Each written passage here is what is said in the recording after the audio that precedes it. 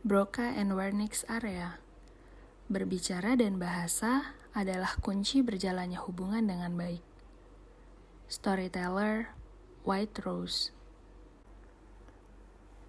Iya, aku maafin. Maafin aku juga udah ngomong kasar banget kayak tadi. Jangan inget-inget ya. Aku gak gitu kok sebenarnya. Aku cuma lagi kesel banget aja sama kamu. Seisha pun membuka mulutnya. Kali ini bukan untuk menyakiti, namun justru itu terdengar lebih menyakitkan bagiku.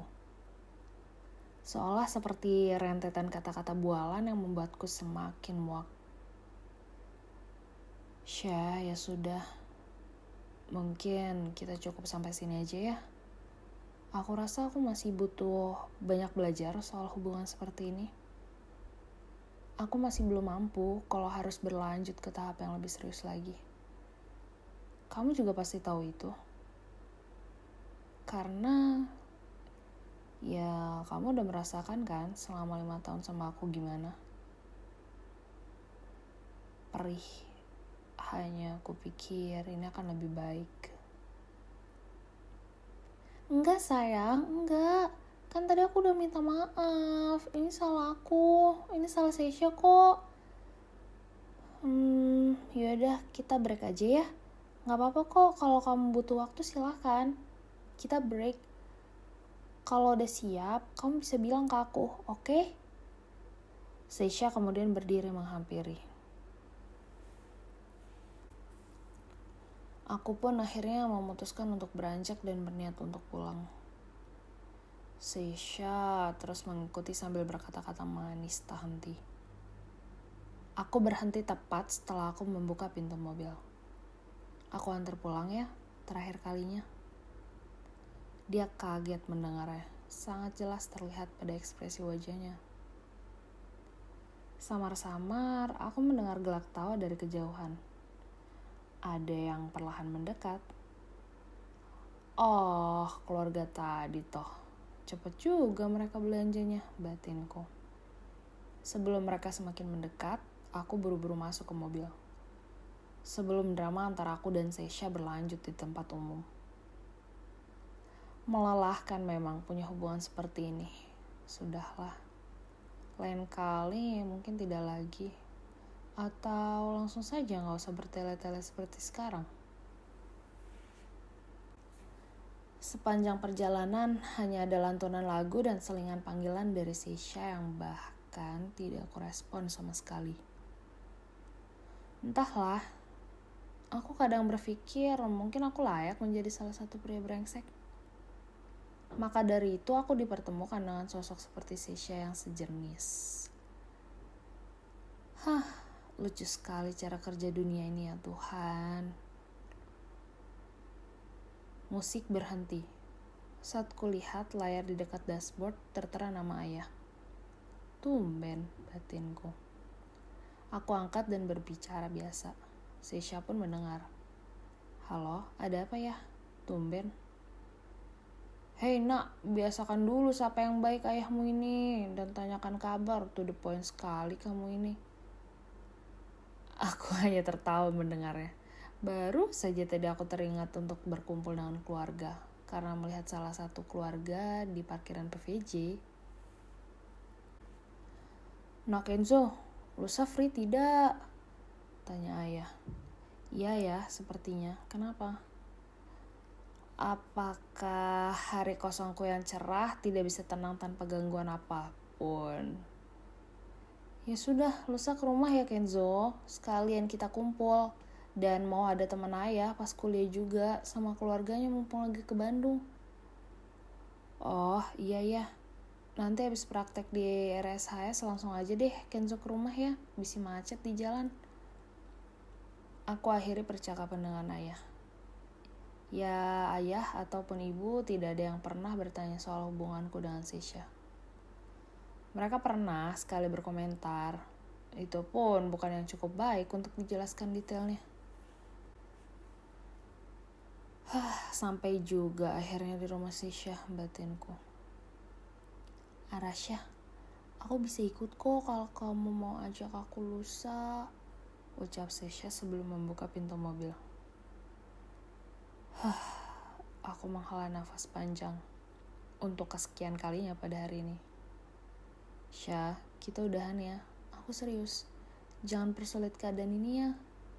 Kita sama-sama udah dewasa, bukan lagi anak-anak yang mesti diulang berkali-kali untuk bisa paham.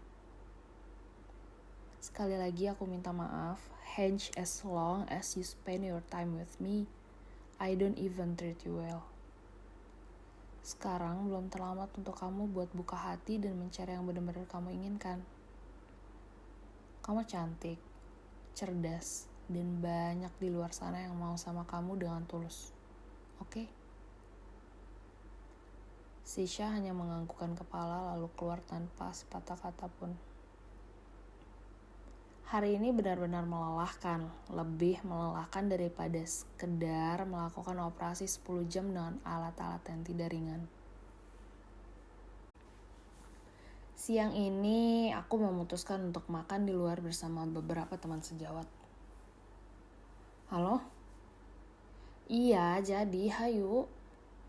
Sate WA tuh. Oke, OTW ya. Aku buka pintu beranjak meninggalkan ruang praktek.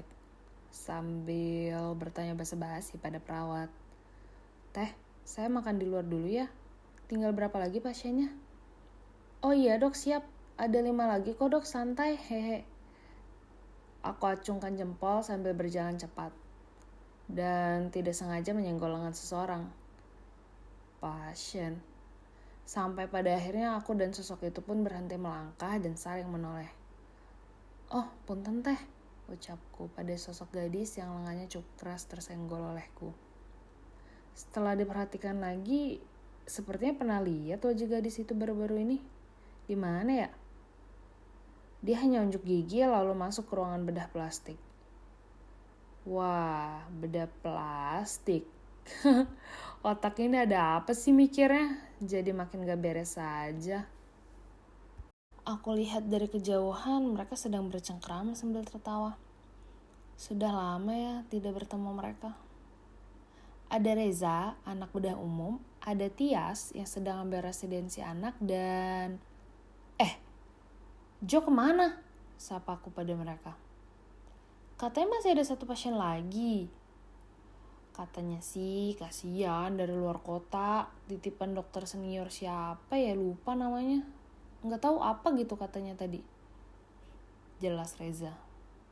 Oh, tadi sih gue lihat emang ada yang masuk ke ruangan dia. Cewek umur 20-an gitu deh kayaknya. Ih, ternyata benar pasiennya Jo ya, ceritaku pada mereka. Hampir setengah jam kemudian. Woi, sorry ya bro, agak lama. Ya elah, parah nih makan duluan. Nggak nungguin aing, ucap Jo, dokter spesialis bedah plastik. Temanku sejak zaman preklinik dulu. Terkadang kami memang saling menyempatkan waktu untuk bertemu. Mereka teman-teman yang cukup dekat denganku. Kami lebih sering saling bercerita tentang kisah-kisah lucu yang ditemukan saat praktek atau jika ada kasus-kasus unik. Dan pastinya aku akan lebih sering menjadi bagian pendengar aja ya. Pun sering menceritakan kisah cinta mereka. Dari Reza dengan masalah keluarganya, Tias yang menjadi residen sekaligus ibu dan istri, dan Jo yang sebentar lagi akan menikah. Arasha, woi! Kenapa? Ucapku setelah sadar ternyata Reza, Tias, dan Jo dari tadi mengajakku berbicara. Yalah Tong, tadi si Reza teh nanya gimana maneh sama Sesha teh. Ulang Tias. Iya, terakhir lo cerita Sesha ngomel-ngomel gitu kan. Diperjelas oleh Reza yang mulutnya hampir sama dengan Tias. Udahan, jelasku.